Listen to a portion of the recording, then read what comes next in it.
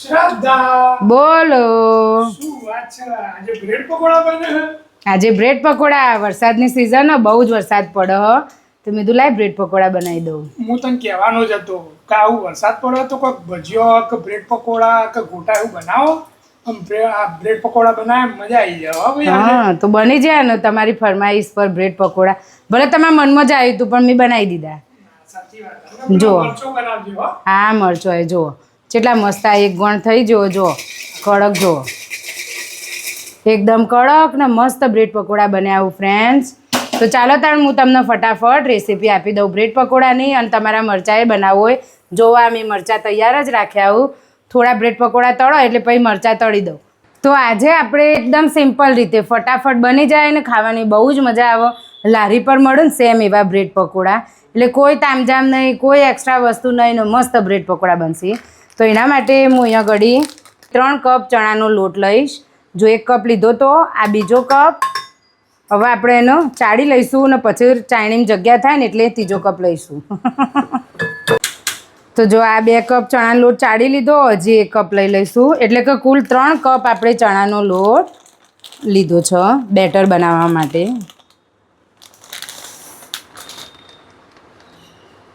જો એના સામે 1/3 કપ ચોખાનો લોટ છે. આ 1/3 કપ ચોખાનો લોટ એને આમાં જ નાખી દઈએ અને સાથે ચાળી દઈએ. આમાં કેવું, તમે ચોખાનો ને ચણાનો લોટ કેવું કે બધાને અલગ અલગ ક્વોન્ટિટીમાં બ્રેડ પકોડા બનાવવાના હોય, એટલે તમે વધ ઓછું કરી શકો. આ તો મેં માપ તમને એટલા માટે બતાવ્યું કે તમને ખબર પડે કે ચણાનો અને ચોખાનો લોટ કેટલો લેવાનો. 3 ભાગના ચણાના લોટના સામે 1 ચપટી ચોખાનો લોટ લેવાનો, એટલે કે 10% જેટલો. તો હવે આપણા ચાળેલા લોટમાં 1 ચમચી જેટલી હિંગ, 1 ચમચી જેટલી હળદર, થોડાક ચીલી ફ્લેક્સ, સ્વાદ પ્રમાણે મીઠું અને થોડોક અજમો હાથેથી મસળીને નાખી દઈશું અને આ બધો મસાલો મિક્સ કરીશું. હવે આપણે આમાં થોડુંક પાણી વેળીને મસ્ત એકદમ સ્મૂથ બેટર તૈયાર કરવાનું છે. તો ફ્રેન્ડ્સ તમે આ રીતે હે ને એકવાર બ્રેડ પકોડા જરૂર બનાવજો. એટલા મસ્ત બ્રેડ પકોડા બનશે ને મજા આવી જશે. અને કેવું, આ ફટાફટ બનતી રેસીપી હ, તમે તૈયારી કરો ને ફટાફટ બની જાય 10-15 મિનિટમાં. બ્રેડ પકોડાનું બેટર હંમેશા બટાકા વડા, ટામેટા પૂરી કે ભજીયા કોઈ બી બેટર હોય ને એના કરતાં એકદમ પતલું હોય. તો જુઓ ફ્રેન્ડ્સ, આપણે બ્રેડ પકોડાનું બેટર તૈયાર થઈ ગયું. હું તમને એની કન્સિસ્ટન્સી પણ બતાવી દઉં. જો હું તમને ચમચીની મદદથી બેટરની કન્સિસ્ટન્સી બતાવી દઉં. જો આ ચમચી અંદર કરી એકદમ પતલી, જો નીચે નીતર્યા જ કરો, એવું નહીં કે સ્ટોપ થઈ ગયું. બસ આટલું પતલું બેટર આપણને જોવો બ્રેડ પકોડા માટે. તો આ પરફેક્ટ બેટર છે બ્રેડ પકોડાનું. તો હવે આપણે આ બેટરનો ઢાંકીને 5-10 મિનિટનું રેસ્ટ આપીએ, ત્યાં સુધી આપણે સ્ટફિંગ તૈયાર કરી દઈએ બ્રેડ પકોડાનું. તો હવે આપણે બ્રેડ પકોડાનું સ્ટફિંગ બનાવીશું. એના માટે જો મેં આટલા બટાકા બાફીને મૂકી દીધા હતા 2-3 કલાક પહેલાં.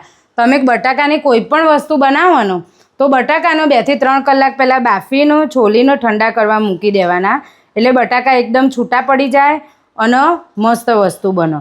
તો આ વાતનું ધ્યાન રાખજો. તો હવે આપણે બધા જ બટાકા આવી રીતે હાથની મદદથી બધા મસળી દઈશું. તેલ ગરમ થાય એટલે આપણે એમાં હિંગ, હળદર, મીઠો લીમડો અને આદુ મરચાંની પેસ્ટ. આમાં તીખા લવિંગિયા મરચાં વાપરવાના ફ્રેન્ડ્સ, મોળા મરચાં નહીં વાપરવાના. તીખા મરચાં વાપરશો ને તો એકદમ લારી જેવો ટેસ્ટ આવશે, બહુ ટેસ્ટી લાગશે. તો બ્રેડ પકોડા હોય, કોઈ આઈટમ બનાવીએ ને તો લવિંગિયા મરચાં વાપરવાના. એનો 2 મિનિટ સુધી તેલમાં ચડવવાની, એટલે આદુની અને મરચાંની કચાશ નીકળી જાય. હું બ્રેડ પકોડામાં લસણ નાખતી નથી. તમારે નાખવું હોય ને તો તમે લસણ એમાં ઉમેરી શકો હો, પણ લસણ વગર એકલા આદુ મરચાંની પેસ્ટ નાખશો ને બહુ મસ્ત ટેસ્ટ આવશે. અને આપણે આ પેસ્ટમાં થોડુંક મીઠું નાખીશું. બટાકા બાફતા થોડુંક મીઠું નાખ્યું હતું અને હવે અહીંયા ઘડી ચડે ને એટલે પેસ્ટ થોડુંક મીઠું નાખી દઈશું અને એનો 2 મિનિટ સુધી પેસ્ટને ચડવા દઈશું. જુઓ તમે પેસ્ટનો કલર કેટલો મસ્ત આવ્યો. બસ 2 મિનિટ થઈ ગઈ. બધી કચાશ આમ સુગંધ જ આખી અલગ આવે. એ સ્ટેજ ઉપર આપણે હવે આપણા બાફેલા બટાકા ક્રશ કર્યા મૂક્યા હતા ને એનો ઉમેરી દઈશું કઢાઈમાં અને બરાબર મિક્સ કરીશું.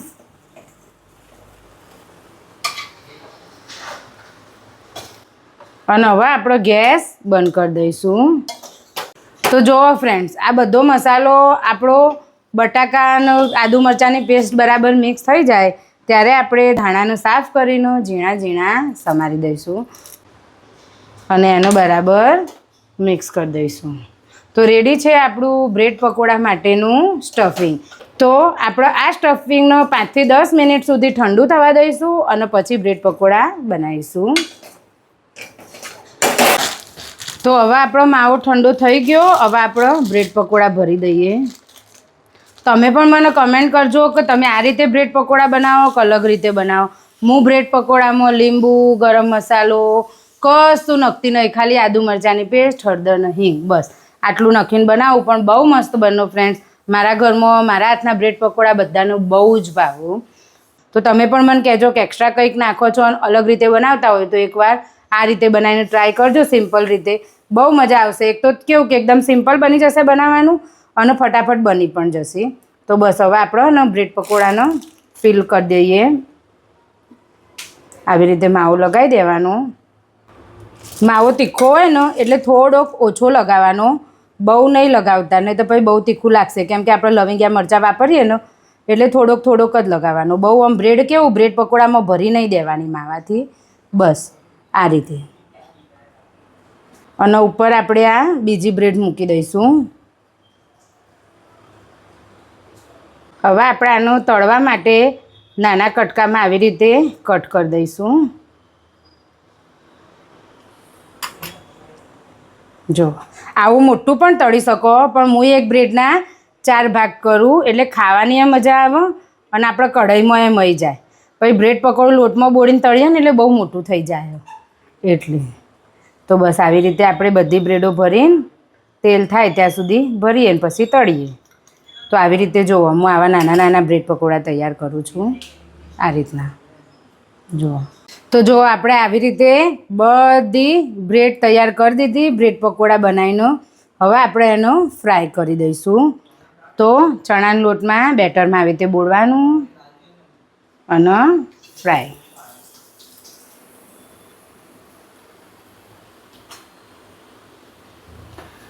તમે આ બ્રેડ પકોડા બનાવીને ચણાના લોટમાં મૂકી નહીં રાખતા. જો મૂકી રાખશો ને તો તમારું બ્રેડ બધું પાણી ચૂસી જશે એટલે તમારે એકદમ બેટર ઓછું થઈ જશે. તો એ વાતનું ધ્યાન રાખજો. જેમ જેમ આપણે તેલમાં મૂકવા હોય ને એમ જ બ્રેડ પકોડા લેવાના, ચણાના લોટમાં બોળવાના અને તળવાના. તો બસ આપણે આવી રીતે બધા બ્રેડ પકોડા તળી લઈશું.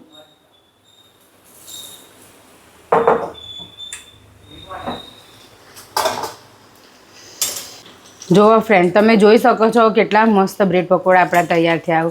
કોટિંગ બી પરફેક્ટ અને બધું જ પરફેક્ટ. જુઓ ફ્રેન્ડ્સ, આવી રીતે ઉલટ પુલટ કરીને આપણે બ્રેડ પકોડા તળી લઈશું. થોડા ગોલ્ડન બ્રાઉન થાય ને ત્યાં સુધી તેલમાં નાખીને તરત નહીં લઈ લેવાના. અને આ બ્રેડ પકોડા આપણે મીડિયમ ટુ ફૂલ ફ્લેમ પર તળીશું. બહુ ફૂલે નહીં અને બહુ ધીમી પણ નહીં, મીડિયમ ટુ ફૂલ, મીડિયમ ટુ લો નહીં, મીડિયમ ટુ ફૂલ. જુઓ તમે જોઈ શકો ફ્લેમ ગેસની. બસ આટલી ફ્લેમે આપણે બધા બ્રેડ પકોડા તૈયાર કરીશું. આ એક બેચ તૈયાર થઈ ગયો. જુઓ, હા હા હા હા હા હા, જેવા મસ્ત લાગે.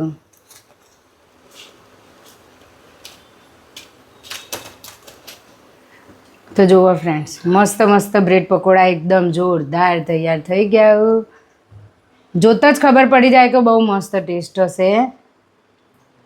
તો બસ આવી રીતે આપણે બધા બ્રેડ પકોડા તૈયાર કરી દઈશું.